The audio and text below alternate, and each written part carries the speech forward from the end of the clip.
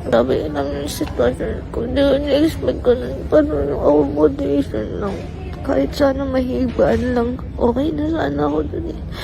Kaso ang problema, nandito lang ako sa loob ng airport. Alam niyo yung feeling na parang mukha kang kawawa.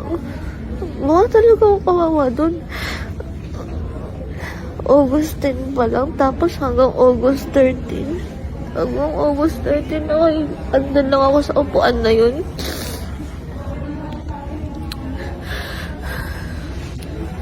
Noon po, naawa ko sa sarili ko. Parang bigla ako naawa sa sarili ko na wala silang magawa.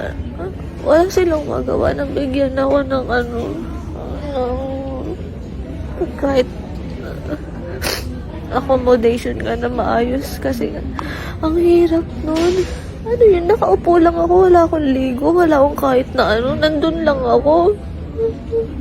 Hindi ako nakapagdala ng toothpaste. Ang gagawin ko doon? Wala akong toothpaste. May similyo ko, wala akong toothpaste.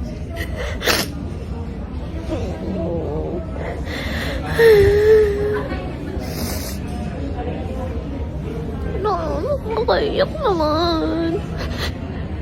Tapos wala akong ligo. Itsura ko, kailangan ko ng ligo.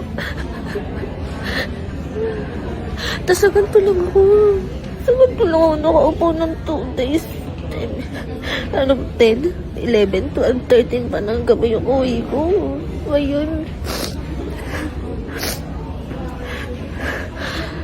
Nag-exit ako ng 10 kasi 12 expired ng visa ko. Tapos ganito. Bandang uli na permission ko. Di ako makalabas kasi wala akong wala na akong araw para makapag-exit.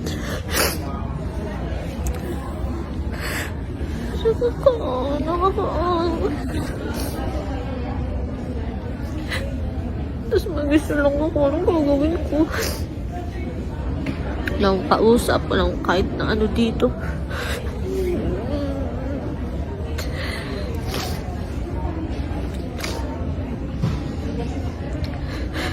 Hindi ko naman kaya paglaban sarili ko.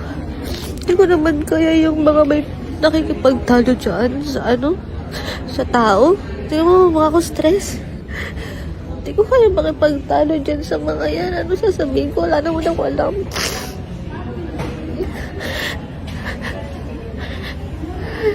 Ay, naku, buhay. First time ko lang nagkaganto, tapos ganito pa mararanasan ko. Parang kaawa-awa dito sa loob ng airport.